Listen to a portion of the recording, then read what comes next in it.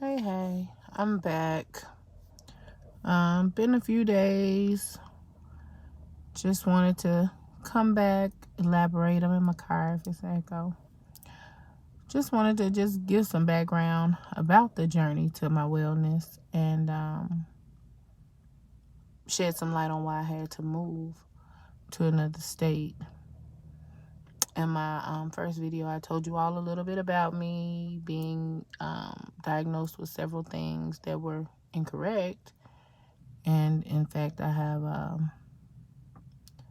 paraganglioma pheochromocytoma syndrome, and a couple of other things we're working up. But asking questions is important. And in the beginning, when I got sick in November of last year, I would ask the questions that I thought were pertinent, but the doctors would tell me, oh, everything's okay. Your blood work looks fine. When in fact, it wasn't. It wasn't fine. And they would send me on to the next doctor and the next doctor. And that went on for months until I started getting my lab work and getting medical records, finding out that there were things on the medical records that nobody told me. So asking questions is important, but more so you want to ask, what do you see? Where do you see it? Why are these signs and symptoms persisting if you say that I'm okay? It's the questions that you ask that kind of determine the level of care that we get. And what I've noticed is, in my situation, the more I asked questions, it was almost like I was questioning the doctor's authority or their intelligence, and my eyes twitching. And they would get upset. You know, I've had doctors tell me, well, you have too much wrong. You need to go somewhere else. And they would legit send me off, like, have a good life. So I'm bouncing doctor to doctor. We're into 2021, October of 2021. And all of this started in November of 2020 with me passing out, being dizzy, blood pressure dropping, in the ER every week. Blood pressure sky high sometimes. Just headaches. Just a lot of just random systems just showing out. And my primary care, I had been with him for over 11 years. He told me, maybe it's just your anxiety, gave me Prozac, okay? Another neurologist asked the questions, did the labs, and he gave me more pills. Nobody had a diagnosis. They just kept giving me pills to, I don't know if it was to just shut down my systems for a minute, to make me shut up, or make me, be satisfied with the answers they were giving. But yeah, that wasn't the case for me, because I knew something was wrong. And I couldn't accept that. So, like I said in my last video, some of these doctors just were not the best, and facilities as well. And what I've also learned is, insurances make the difference. And I hate to say it, a lot of that makes the difference. And it's not great. It's not something that everybody wants to talk about, but I'm 43 years old. 43 years old. And I'm thinking I'm having a heart attack, a stroke, and MS, and you name it. The internet had given me everything, because all of my symptoms mimicked something bad and something chronic. I've even been told I've had fibromyalgia. So ask the questions. Dang what they feel, dang what they think. Don't be scared to ask questions about what could potentially be life-saving or life-changing. And because I am fairly outspoken, for those who know me, you know, I've even had people close to me say, well, maybe you are tripping, you know, maybe you need to calm down. And it's like, no, I know my body. Something is wrong. And to go from just being a person that was heavy, that did need to lose weight, to losing all this weight in such a short amount of time, that wasn't cool. And I wasn't trying. So I'm saying all this to say we have to definitely stay in the loop. Stay on top of your treatment, your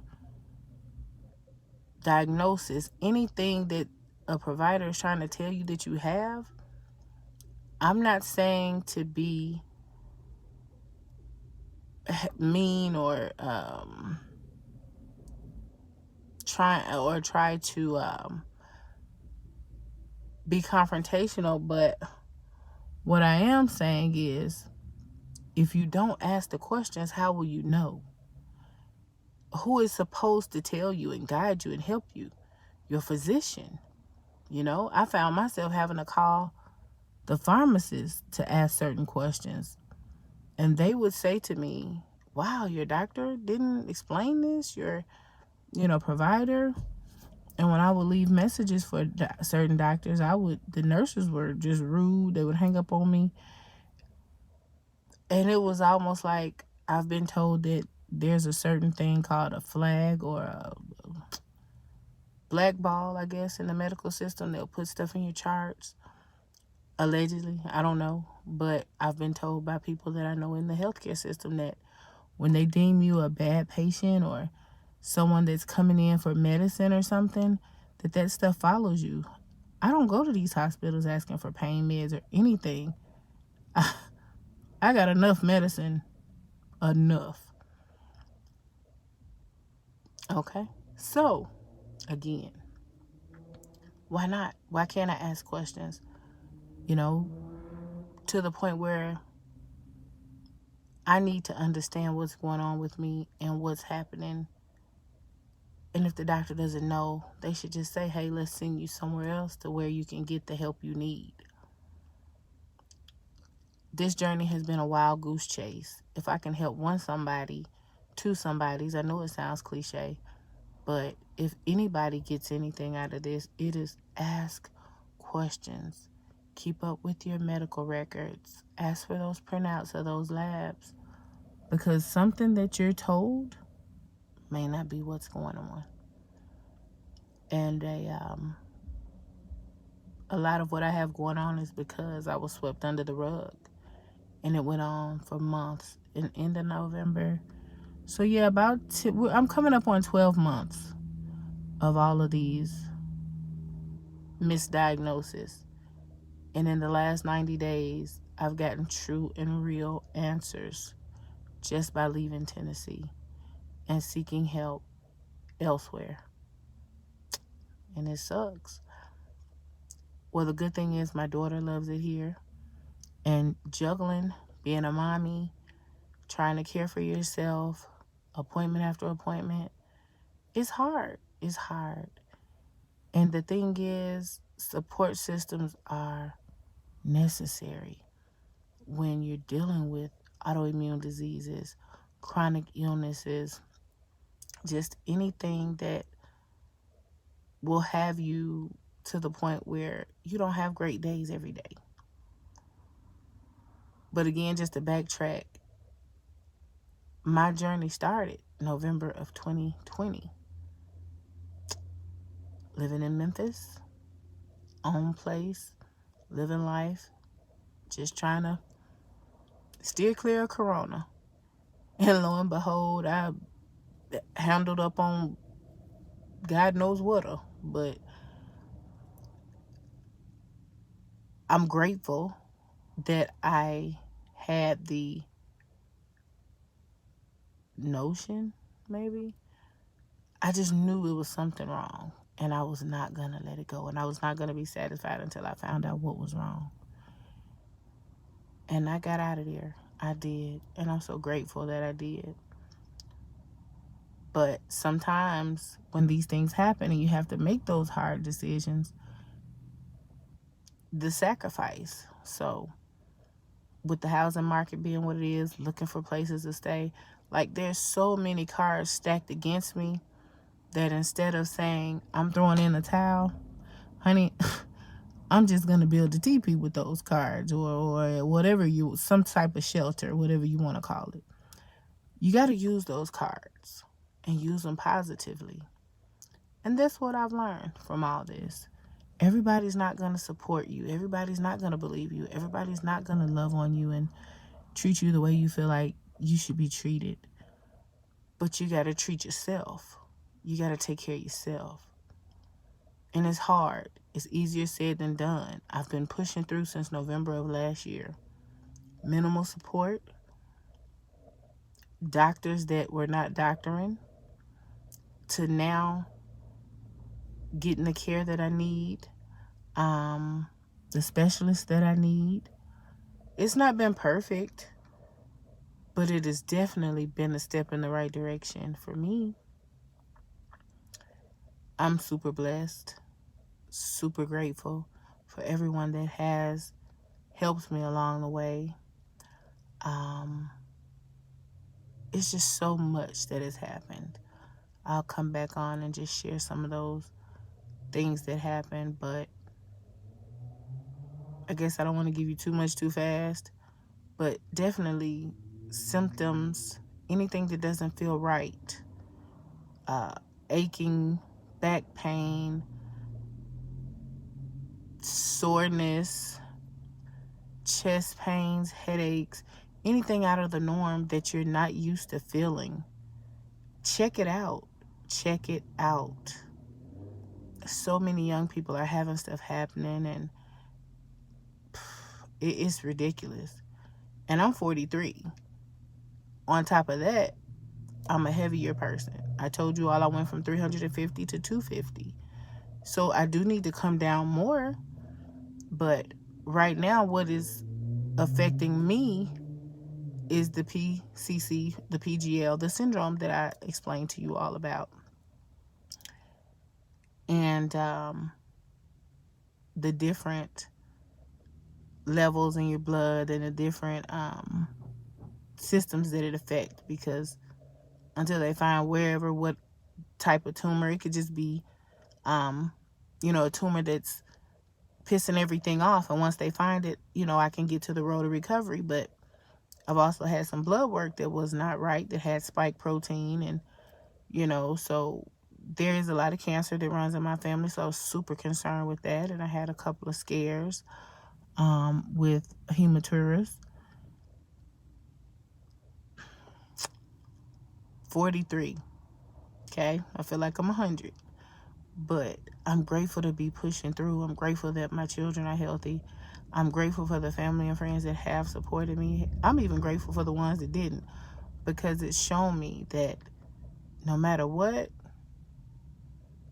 I hate to say I'm built for this, because nobody wants to go through this type of stuff, especially alone, but I'm stronger than I thought. And I'm grateful for their strength, because I know where it comes from. Had it not been for my foundation and prayer and just belief in God, it would not be a good day, because the days turn to weeks and the weeks turn to months, and it's almost like at the casino, because I love the casino. It's almost like at the slot machine. When you pull it, you want something to pop out. You want some money. You want your return on what you put in. And I was going to these doctors thinking, oh, this one is going to help me. Oh, this one is going to help me. And I'm thinking every time I'm going to get an answer. And every time it was disappointment. Well, you have too much wrong. Go somewhere else. We'll get back with you in 8 weeks. You can come back. Everybody was so booked up. Oh, it's Corona. We don't have employees. We're short-staffed. So I'm just walking around like, dang, I picked the wrong time to decide to get sick, as if I could, pick that. But that's it. That's it. You don't know what's going to happen and when it's going to happen. And like Sugar Free say, if you stay ready, you ain't got to get ready. Which I'll discuss that in another video. I have what I call an adult diaper bag. I have a bag, like a utility bag, a purse, that I put everything in, because I never know when I'm going to end up at the hospital, at the ER, because such craziness happens. But I'll discuss that in another video and, give you guys some tips on what to carry if you're having chronic illnesses, so that if you land yourself in the hospital or have to be away from home, you'll have the essentials that you need. All this has been a journey. I've learned along the way. And I want for someone to take away from this that I need to advocate for myself. I need to ask the questions. I need to understand what's going on. And in the process, get the care that you need, make the right relationships with your doctors and your, nurse practitioners, whoever you see, because you want to be respectful, but you want to be heard. So that's all I got, guys. I just wanted to come back on. I have a long week of appointments. I also have to have a bone marrow biopsy next week. I'll come back and tell you guys about that. Just a lot going on next week. We'll talk about, how to cope and how to transition from appointment to appointment when you have 2 to 3 a day. But yeah, I just wanted to jump on and just say hello, give a little quick backstory, because I didn't do a whole lot of that in that first video. And thank you to those who have been watching and supporting my one video, and hopefully this one. Subscribe, share it with someone that may need it, and definitely help your family, help your friends. Everybody doesn't know the things they need to do, but each one teach one is what they say in the school system, I think, or No Child Left Behind or something like that. But anyway, we're adults and we can get left behind. So, let's not do that. Let's lift each other, help each other. So thank you so much for the support. And also go over to my Instagram, Miss Diagnosis, MISS dot diagnosis with 2 S's, DIAGNOSISS. And you can connect with me over there, as well as here on my YouTube, Miss Diagnosis, but it's with 1 S on the YouTube channel. And thank you so much. Thank you so much. You guys be blessed.